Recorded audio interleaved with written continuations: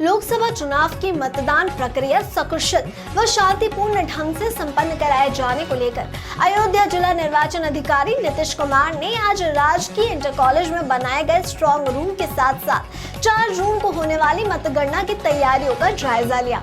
उन्होंने मतगणना को माननीय आयोग के निर्देशों का अनुपालन सुनिश्चित कराने और सकुशल संपन्न कराए जाने को लेकर की जा रही विभिन्न तैयारियों से संबंधित अधिकारियों को आवश्यक दिशा निर्देश दिए। इस दौरान जिला निर्वाचन अधिकारी ने बताया कि मतगणना के संबंध में सभी तैयारियां पूरी कर ली गई हैं। 30 मई को मतगणना क्रमिक की ट्रेनिंग का शेड्यूल है। प्रथम ट्रेनिंग होगी और सेकंड ट्रेनिंग 3 जून को दी जाएगी। हर विधानसभा में 14 टेबल लगाए गए हैं। पोस्टल बैलेट काउंटिंग की संख्या के आधार पर 5 टेबल्स लगाए गए।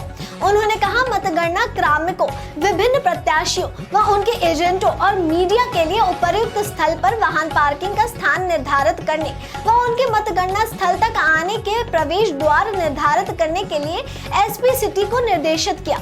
उन्होंने नियमानुसार उपयुक्त स्थल पर मतगणना कार्मिकों एवं एजेंटों के मोबाइलों को रखने के लिए भी व्यवस्था करने के निर्देश दिए। वहीं गर्मी के दृष्टिगत छाए पेयजल की व्यवस्था के साथ ही उपयुक्त स्थल पर टॉयलेट की व्यवस्था करने के निर्देश दिए। साथ ही टॉयलेट व परिसर में नियमित सफाई व्यवस्था भी सुनिश्चित रखने हेतु पर्याप्त सफाई कर्मी लगाने हेतु नगर निगम को निर्देशित किया। सुरक्षा के दृष्टिगत आवश्यकता अनुसार बैरिकेडिंग करने के भी निर्देश दिए। मतगणना के संदर्भ में सभी तैयारियां कर ली गई है और 30 तारीख से जो कार्मिक है, मतगणना जो कार्मिक है उसकी ट्रेनिंग का शेड्यूल है और फर्स्ट ट्रेनिंग होगी 30 तारीख को और उसके बाद रैंडमाइजेशन के बाद सेकेंड ट्रेनिंग 3 तारीख को होगी।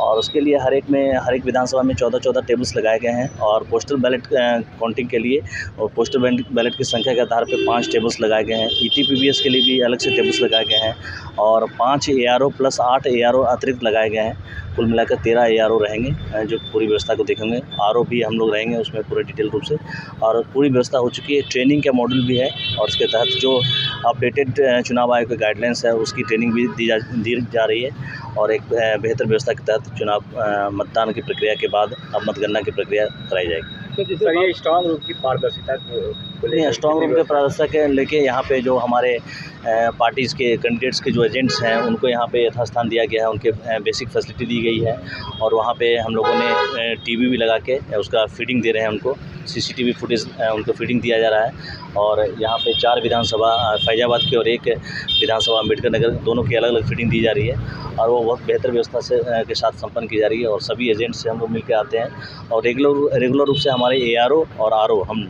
खुद और डिप्टी डीओ के रूप में सब यहाँ व्यवस्था डिप्टी डीओ सब देख रहे हैं, हम लोग व्यवस्था सब देख रहे हैं और डीओ भी हम और आरओ के रूप में हम व्यवस्था देख रहे हैं। तो काफ़ी बेहतर रूप से व्यवस्था चल रही है और हम लोग लगातार रूप से कैंडिडेट से भी फीडबैक ले रहे हैं। संख्या में कर्मचारी यहाँ लगाए जाएंगे।